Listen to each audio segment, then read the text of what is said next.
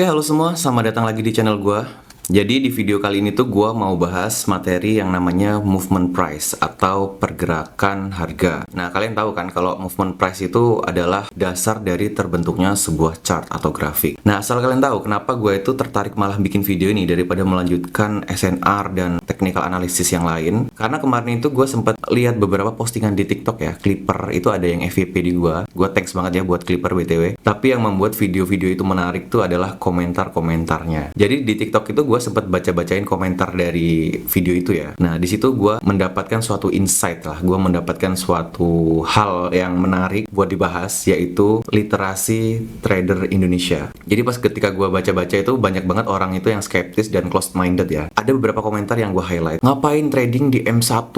Masa katanya profesional tapi tradingnya di M1? Terus itu mah ilmu basic. Harusnya tuh SMC, ICT itu yang keren, segala macam bla bla bla ya. Jadi sebenarnya dari beberapa komentar-komentar yang kayak gitu, itu tuh sebenarnya menunjukkan bahwa trader Indonesia itu minim literasi finansial dan knowledge-nya itu sangat dikit atau pengetahuannya itu sangat dikit. Gue jadi berpikir ya kalau kualitas trader Indonesia kebanyakan tuh ampas. Kenapa gue bilang ampas? Karena gue yakin banget orang-orang yang komentar-komentar seperti itu adalah trader-trader yang FOMO dari TikTok, yang kayak baru terjun di dunia trading terus merasa diri mereka itu adalah dewa trader gitu. Merasa diri mereka adalah dewa trading. Sangat disayangkan ya. Menurut gue seorang trader itu adalah pekerjaan yang sangat-sangat sulit. Trading itu bukan hanya sekedar kalian itu buy, ngeliat candle, mapping, wah garis ini ICT, ini SNR, ini SMC. Nggak cuma kayak gitu guys. Kalian lihatlah kayak Timothy Ronald, Kali Masada. Mereka adalah investor dan juga trader. Mereka itu adalah orang-orang yang smart, yang knowledge secara ekonomi, finansial itu bener-bener mumpuni banget. Nggak kayak orang-orang yang cuma modal FOMO, nonton di TikTok, wah full margin lah, buy, sell, grafik chart ini itu. Nggak kayak gitu guys. Trader itu harus punya knowledge yang luas. Kalian itu harus bisa ngerti kenapa harga itu bergerak, kenapa kita itu harus open di time frame ini, kenapa kita itu harus pakai lot ini. Itu kita tuh harus tahu. Dan dari situ tuh gue yakin kalau banyak trader Indonesia itu yang tidak teredukasi secara dalam ya. Karena gue yakin tujuan orang-orang yang konten-konten di TikTok itu cuma modal mereka itu pengen dapat member, dapat IB buat menguntungkan pribadi mereka sendiri. Jadi mereka nggak peduli tuh kalian tuh mau beneran bisa trading atau enggak, kalian mau pintar atau enggak tuh mereka nggak bakal peduli. Makanya gue yakin banget ya, meskipun kalian trader, pasti knowledge kalian di financial market, di ekonomi, baik itu mikro, makro, atau global, gue yakin banget kalian itu kurang mumpuni. Makanya di sini gue tuh pengen banget kalian itu tuh jadi trader yang berkelas, jadi trader yang jago, jadi trader yang berwawasan. Nggak cuma kalian tuh ngerti tentang buy sell, buy sell, buy sell, nggak cuma ngerti tentang grafik garis ini, garis ini. Jadi gue tuh pengen kalian itu tahu kenapa sih kok kalian tuh harus menggaris seperti ini, kenapa sih kok kalian itu harus open seperti ini, harus masuk di harga segini, kenapa sih kok grafik itu bentuknya seperti ini, kenapa sih kok kita tuh harus open di time frame ini, harus modal segini. Kalian tuh harus tahu hal-hal itu. Gue itu pengennya kalian tuh bener-bener ngerti tentang ekonomi, ngerti tentang finansial. Gue nggak berniat ngajarnya. Gue yakin pasti kalian juga mungkin ada yang lebih pintar dari gue lah. Tapi gue tuh mau sharing buat orang-orang yang masih belum paham nih tentang dunia financial market, dunia ekonomi mikro makro, global, secara global ya. Makanya gue akan kasih tahu ke kalian tuh secara pelan-pelan. Gue nggak akan langsung terlalu banyak teknikal ya. Gue pengen menyisipkan beberapa hal penting, baik itu secara fundamental trading, knowledge trading, ataupun sense of economic or finance buat kalian semua. Oke, jadi kita lanjut. Oke, jadi di materi ini tuh gue mau jelasin yang namanya movement price atau pergerakan harga. Kenapa sih harga itu bisa bergerak? Kenapa sih grafik itu bisa terbentuk? Bentuknya candle itu kayak gitu. Kenapa sih kok candle tuh tiba-tiba naik terus turun lagi tajam? Kenapa bisa tiba-tiba geraknya tuh cepet banget? Nah, kalian bakal tahu ketika udah nyimak video ini. Oke, jadi di dalam dunia capital market itu ada yang namanya order book. Jadi grafik kalian itu bisa terbentuk ya, candlestick kalian itu bisa terbentuk. Itu karena ada yang namanya deal execution dari order book. Nah, kita akan bahas. Jadi order book ini isinya adalah bid dan ask. Ini mau kalian di forex ya, mau di MetaTrader, mau di TradingView, mau di crypto, mau di saham, pasti ada yang namanya order book. Gue bakal jelasin di sini. Jadi di sini ada bid dan ask. Apa sih bid dan ask? Jadi bid itu adalah harga orang yang mau beli, tawaran orang yang mau beli. Jadi kalau kalian mau beli barang kan pasti kadang suka nawar ya. Misalkan dijual 10.000 kalian nawar, "Bang, 9.000 lah bang," gitu kan. Nah, kalau ask ini adalah harga yang ditawarkan sama si penjual. Gua nih pengen jual telur nih ya. Misalkan di sini ada nilainya 100,40. Gua mau jual ini, ada yang mau beli telur gua nggak nih? 100,40. Terus kalian kan di sini sebagai orang yang pengen beli telur, itu pasti nawar dong. Nggak mungkin. Kita kan pengennya harga semurah-murahnya kan sebagai pembeli. Dan penjual itu pengennya jual semahal-mahalnya. Makanya harga asli itu selalu lebih tinggi daripada harga bid. Karena harga bid itu adalah harga si pembeli ya. Pembeli itu ya sewajarnya pembeli pengennya semurah-murahnya gitu. Sedangkan penjual pengennya semahal-mahalnya. Bid dan ask ini ketika terjadi sebuah deal ya, deal-dealan, maka harga dealnya itu akan dicatat dan divisualisasikan. Contoh misalkan nih, di sini anggaplah ini adalah harga telur lah ya, atau harga emas deh, yang harga emas aja SAUSD misal ya ini SAUSD. Jadi di sini tuh ada orang yang pengen jual emas di harga 100.40 dan di sini ada orang yang mau beli 99,81 gitu. Tinggal nih siapa yang paling butuh, siapa yang mau ngalah nih antara bid dan ask ini. Kalau contoh misalkan nih si penjual ini ngalah, yaudahlah nih gua jual aja nih 99,81. Nah, ini anggaplah use ini adalah eksekusinya, deal-dealannya nih. Di transaksi sini, ini akan dicatat nih. Nah, yang nyatat itu siapa? Beda-beda. Nah, kalau di saham lokal kita, itu ada yang namanya IDX, ya, atau Indonesian Stock Exchange, atau Bursa Saham Indonesia. Terus kalau kripto apa? Kalau kripto ya exchange, ya, entah itu Binance, atau OKX, atau Bybit, macam-macam. Nah, kalau di Forex ini siapa yang nyatet? Ada yang namanya LP, atau liquidity provider. Nah, itu adalah lembaga-lembaga yang mencatat semua transaksi trader di seluruh dunia. Nah, hasil dari pencatatan itu apa? Hasilnya divisualisasikan, karena kalau kita ngebaca market dengan cuma angka doang kan pusing ya. Manusia itu susah kalau cuma ngeliat angka aja, makanya manusia itu butuh yang namanya visualisasi. Nah, harga ini tadi yang sudah dicatat akan divisualisasikan. Oke, mungkin kalau di sini belum paham banget ya, gua akan bikin transaksi lagi. Misalnya tadi kan si penjual ngalah kan, penjualnya nawarin 100,40, terus ada yang mau beli, dia nggak nawar. Akhirnya yang terjadi harga dealnya di 100.40. Ketika ini tereksekusi, maka harganya akan berubah lagi grafiknya. Tuh. Di sini akan ada historinya, di sini akan berubah. Nah, terus ada lagi nih kasusnya yang sering kalian temui. Harganya tiba-tiba terbang gitu ya, atau tiba-tiba terjun gitu ya. Satu grafik itu bisa panjang banget.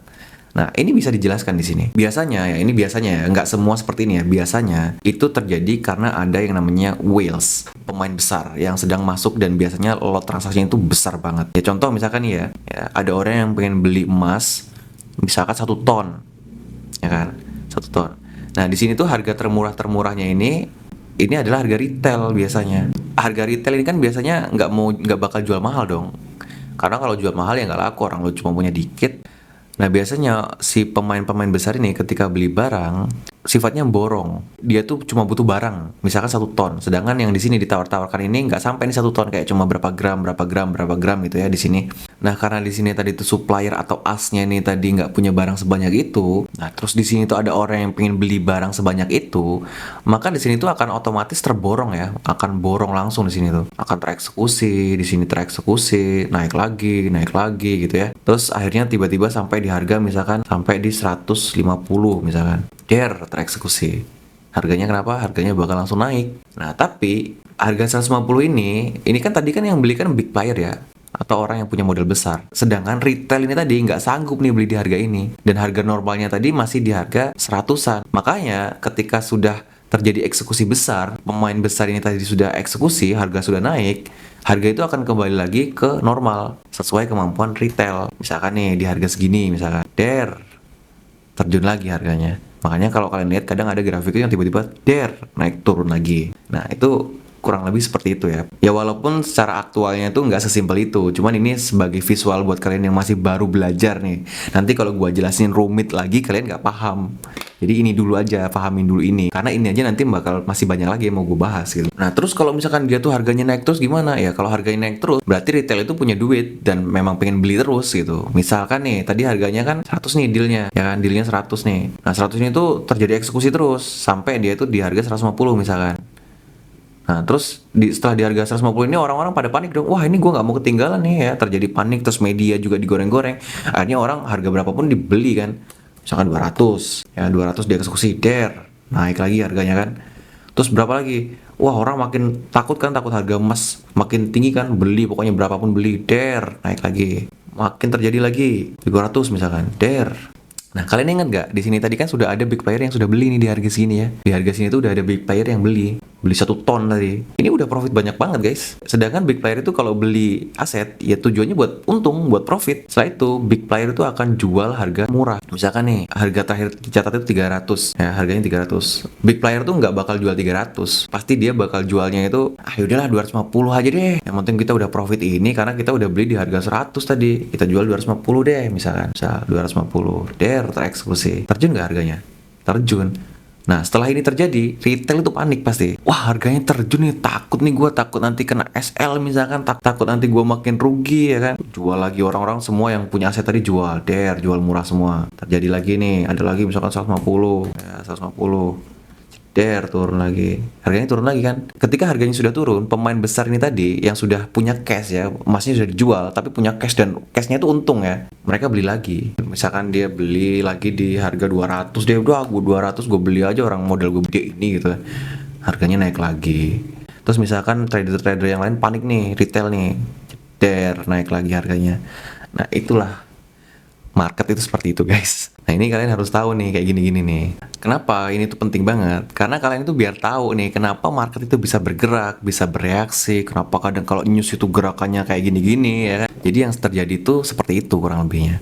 Ini gambaran ya, simulasi sederhana ya. Karena kalau gua jelasin terlalu rumit nanti banyak yang nggak paham. Oke, lanjut ke materi selanjutnya. Semoga kalian yang ini paham lah ya. Lalu setelah itu gua akan menjelaskan tentang yang namanya time frame. Ini juga kemarin sempat dibahas-bahas nih sama orang nih. Ngapain sih trading di time frame M1 gitu kan? Oke, jadi gini guys. Harga tadi ya, harga yang sudah terjadi di sini tadi, ini kan disebut tick chart ya. Rekapan dari tick chart ini dibentuk menjadi sebuah candlestick. Ini yang kalian lihat ini. Ini tuh harga di mana dalam satu periode tertentu waktu, entah itu menit, entah itu 5 menit, 1 jam, 1 hari, 1 minggu kayak gitu ya. Itu tuh diakumulasi dari harga awal sampai harga tertinggi, lalu sampai terjun, lalu sampai dia tuh close periode itu. Contoh misalkan nih jam 000 misalkan, anggap aja jam 12 malam 000. Transaksi itu mulai dicatat atau harga terakhirnya yang di sini ini misalkan 250 ini selama 1 jam itu tuh naik turun gitu ya. Transaksinya kurang lebih kayak gini,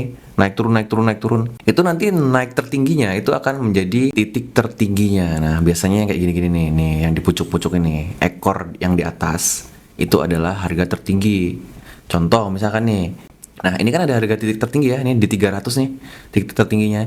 Ini kalau dibikin sebuah chart, nanti hasilnya tuh ekornya kayak gini, ada ekornya kayak gini. Misalkan harganya itu pertama itu 100 nih, ini akan menjadi harga open ya. Harga open, lalu di sini ada harga tertingginya.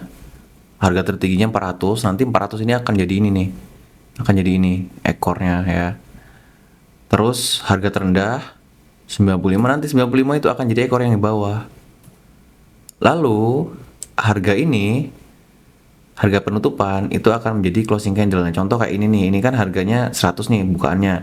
Close-nya di 230. Ini berarti nanti akan jadi candle hijau. Kita akan beri contoh misalkan seperti ini ya. Nah, ini tadi harga open nih. Misalkan itu harganya tadi 100 nih, yang ini 100 ya. Di sini 100. Lalu di atas ini yang pucuk ini adalah harga yang ini, yang 400. Lalu harga yang di bawah ini adalah harga terendah. Nih 95. Dan ini yang di bagian sini ini harga penutupan, yaitu yang ini. Misalkan yang tadi 230. Jadi grafik yang ada ini adalah sebuah rekapan. Oke, sekarang kita akan bahas lagi nih karakteristik dari time frame. Time frame yang kalian lihat ini H1 misalkan nih, H1 itu sebenarnya adalah rekapan dari candle M1, M5 ya. Gua akan langsung kasih contoh di sini, misalkan kayak gini nih. Ini kalau gua buka di M1 tuh gambarannya kayak gini guys. Terus hubungannya apa sih bang? Paham kayak gini itu buat trading? Jadi gini guys, asal kalian tahu ya, segini itu adalah satu body di H1 ya, satu batang di H1. Ketika dibuka, di breakdown lagi ke M1, itu tuh ternyata ada banyak banget candle yang dimana satu candle di H1 itu sudah bisa membentuk trend di M1. Jadi satu batang di M1 itu pergerakannya tuh kecil, kayak hanya beberapa pips gitu. Sedangkan satu batang di H1 itu sekali gerak itu bisa puluhan sampai ratusan pips. Kenapa gua kemarin itu menyarankan kalian ketika modal kalian itu kecil, misalkan $10, $20, itu kalian itu jangan open di time frame besar karena big trend di H1 ketika kalian buka ya. Nah, misalkan ini kalian tuh dengan PD-nya modal $10 nih bikin ini ya, bikin sebuah garis trend di H1. Ini buat apa, guys? Ini buat apa? Nggak usah ngomongin tren besar kayak gini lah ya. Satu batangnya aja ketika gerak modal kalian tuh langsung habis. $10 itu tuh cuma 100 pip. Kalau 0,01 itu cuma 100 pip. Itu satu batangnya belum selesai aja bisa habis duit kalian. Makanya buat apa kalian analisa time frame besar kayak gini? Nggak perlu. Yang perlu kalian lakukan adalah analisa di time frame yang pergerakan setiap body candle-nya itu hanya beberapa pips. Contoh M1. Misalkan kalau kalian mau bikin big trend ya kalian buka di M15 atau M5 sebagai big trend ya. Lalu M1 itu sebagai eksekusi. Nih, ketika harga kalian salah gerak tuh nggak akan langsung habis modal kalian. Makanya gua sarankan di M1. Ya emang repot, emang cepet harusnya. Tapi ya seperti itu kalau kalian mau survive dengan modal kecil ya kali kalian modal $10 mau open di H1 mau dapat apa kalian? Mau nungguin tren yang udah kalian garis-garis sih nggak ngaruh lah. Sedangkan satu pergerakan body di H1 itu tuh ratusan pips loh. Kalian bisa-bisanya dengan PD-nya kalian itu mau scalping di H1 ya nggak masuk akal lah. Makanya di dalam dunia trading itu dipisahkan menjadi 3 jenis ya. Ada scalping, ada intraday, ada swing. Scalping itu target pips ya kalau kalian mau tahu itu cuma 10 sampai 30 pips. Itu standarnya ya, biasanya standarnya itu seperti itu. Yang dimana 10 sampai 30 pips itu sangat memungkinkan kalian dapatkan di M1 ataupun M5. Kecuali emang target kalian itu ratusan pips ya, yang dimana ratusan pips itu biasanya intraday masuknya. Dan itu time frame analisanya di H1, H4, M30, D1, atau misalkan kalian mau targetnya ribuan pips swing trade, itu bisa berhari-hari ya di D1 atau W1 atau monthly bahkan. Dan fakta yang harus kalian tahu bahwa trading di time frame apapun itu sebenarnya nggak ngaruh, sah-sah aja sebenarnya. Karena kan kita udah belajar tadi, kalau time frame berapapun, itu harga geraknya sama. Di D1 naik ya M1 naik, di M5 naik, W1 ya naik gitu. Hanya saja pembentukan candlenya aja yang beda. Kalau di M1 itu 60 candle, kalau di H1 itu 1 candle. Ya udah cuma gitu aja. Makanya buat orang-orang yang cuma terpaku pada satu hal, yang pokoknya harus ini, kalau nggak ini salah, yang lain salah, membanding-bandingkan, si ini salah, si ono salah, pokoknya yang bener cuma metode gua. Itu menurut gua sih kalian itu tidak open minded ya, itu orang yang close minded dan orang seperti itu tidak akan pernah berkembang.